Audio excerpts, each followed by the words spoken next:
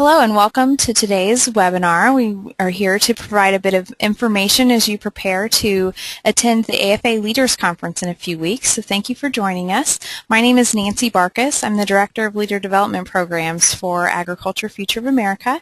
And today we're going to spend about a half an hour providing a little bit more information about AFA to provide a conference overview and what you need to know to attend this event, as well as take your questions and provide some answers so that you come most prepared and can take full advantage of the opportunity. So at this time I'd like to introduce our President and CEO, Russ Weathers, to provide a few opening comments. Russ? Good afternoon, everyone. Really pleased to be with you and hope that you are excited and anticipating a good experience at AFA Leader Conference. What's in front of you is a slide of the vision and mission of AFA.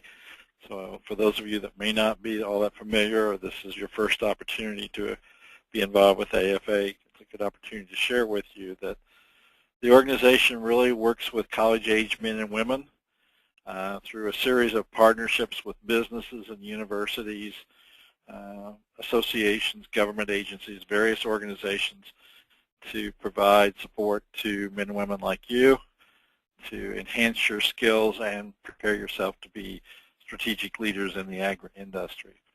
So when you come to Kansas City, you're going to be involved in an experience that's perhaps unlike what you have attended previously in your leader development process, because our focal point really is around that leader development, not so much around, quote, what's traditionally defined as leadership, but really the skills leaders need and a lot of relationship building with mentors and so forth from the industry. So we're extremely excited to have you join us. This is our 14th event, so we'll look forward to seeing you in Kansas City. Our history here is that this, as I said, our 14th conference. We, as an organization, were founded in 1996 by R. Crosby Kemper, who is a philanthropist in Kansas City. He'll be at the conference. He'll be there Friday during the day and Friday night. The original intent of our organization from its founding was to provide academic scholarships. So there may be some of you on this webinar this afternoon that are indeed AFA scholars. Others it may not be, but that is one of the efforts of the organization was founded around providing academic scholarships. And then the whole leader development and other programmatic activities grew from the direction of our board of directors, which is made up of men and women from agribusiness, university representatives, etc. We are a 501c3 not-for-profit corporation, and our focus is on youth development and leader training and education activities. So, Great, thank you, Russ. We want to provide a little bit of information about the founding of our organization, obviously, and why it is that we do what we do and the type of young people that we work with. The AFA Leader Development Model will share a little bit about what it is that we hope that we can add to your life over the next several years while in college and then certainly as a young professional, and we'll talk a little bit more about that later. Our model is founded on the identification of talented, passionate, and committed young people in the area of agriculture and food. So you have all been selected by either an application process, a scholarship process, or a employer or a college or university you attend for demonstrating a level of talent capacity, but certainly passion and commitment towards a career in the agriculture industry. And at this time in your academic preparation, certainly your college coursework is very important to where you're headed in your career. But we believe that AFA has a place to connect the dots between that academic area of emphasis with the industry and what's going on in it, as well as the opportunity to develop and undergo experiences as a college student, which will create a level of professionalism as you enter the agriculture industry. So the programs that AFA offer happen at the intersect of those areas, if you will.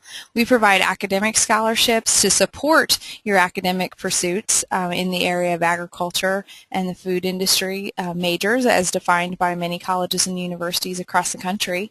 And we support the identification and the process of intern experiences and other work experiences that will allow you to get real world experience and understand the culture and dynamics of organizations that you might sometime go work for. And then the third component of our programming is around training, as Russ mentioned, to provide the skills and information that you need at this point to activate your role as a leader in our industry. We believe that this process and the programs offered help craft a intellectual, a entrepreneurial individual, meaning that you are entrepreneurial within whatever circumstance or organization in which you work, and certainly a high level of professionalism. The scope of student participation in AFA is growing. We will have students from about 35 different states and over 70 colleges and universities represented at the AFA Leaders Conference this fall. We have a pretty even distribution across the years in school that you might be, as well as a male to female ratio. But over the last 14 years, we've awarded more than 1,400 academic scholarships totaling more than $5.5 million and provided training to more than 6,000 college students and young professionals. Together, as you know, you may have multiple degrees that you're working towards or minors in combination.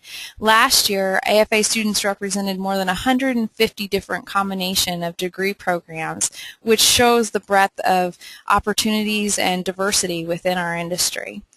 We also assist with the placement of more than 100 interns. This time, I would like to talk a little bit about the partnerships that AFA does. As Russ mentioned earlier, we are an organization that seeks to be a catalyst, and we do that via partnerships with everyone from rural community partners that offer funds for scholarships to industry and corporate partners that both provide financial support for your participation and to carry out our programs, but also engage in the conversation of current issues in our industry, as well as the types of soft skill training that one needs to be successful in our industry today. And we certainly appreciate our partnerships with campuses as well. Many of you may be from campuses where they're not only investing in students like yourself to participate in our program as a complement to what you're able to get through your academic work and your campus organizations, but also we look to them to make sure that our programming is just that, a complement to what you're being able to provide it, be able to see elsewhere. We talked a little bit about our support for scholarships, but just to reiterate, we provide academic scholarships through rural partnerships in a 7-state region in the Midwest where a community raises funds that AFA matches, but we also provide nationally available academic and leader development scholarships, which is both an academic scholarship and the sponsorship needed to attend the AFA Leaders Conference. There are a number of other associations that we manage their scholarships, which might also have an opportunity to lead to AFA program involvement. At this time, I'd like to turn the floor over to Katie Doggs from the University of Wisconsin, who is a senior majoring in life science communication. Katie is a member of the 2010 and 11 student advisory team, and she's going to talk a little bit more about some other programs that we offer.